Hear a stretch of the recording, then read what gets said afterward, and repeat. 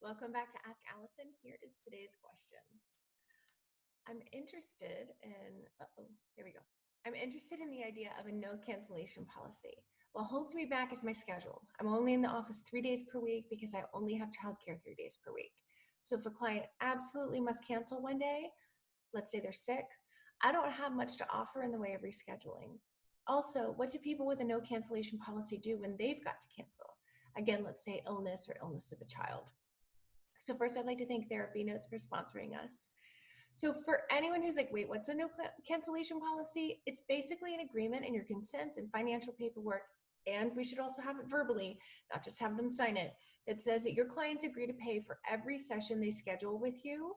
Often these are recurring weekly appointments, whether or not they attend the session. If someone says, oh, wait, I can't do next Tuesday after all, even with a week's notice, they're still responsible for the payment. And the typical caveat for that is that they're invited to reschedule for any time that week, and sometimes the week before or after, if there's enough notice. And that means that if they're usually seen weekly, that they then are seen sometimes twice a week. If they couldn't come last week, so they come twice this week to like make up for it. So it's a model that makes a lot of sense from a business sense in terms of being able to predict your income. It helps keep your schedule simple, and clients are not upset by it. Like in the same way that as long as you're having a conversation and you're open and honest about it and not hiding it in your paperwork in a really shady way, clients seem to get it. So many of the people I know who have no cancellation policies are full. Some reserve 1 or 2 spots where they might be doing admin stuff or marketing stuff.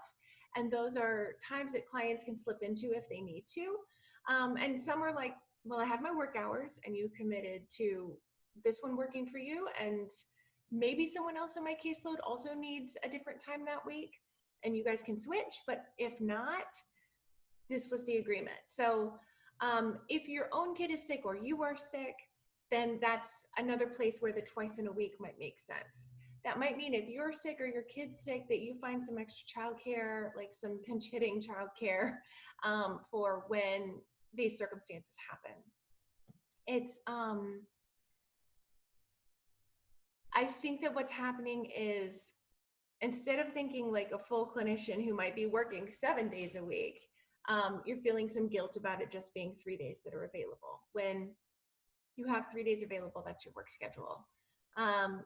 I'm guessing probably underlying this is probably a sense of guilt around charging people as well.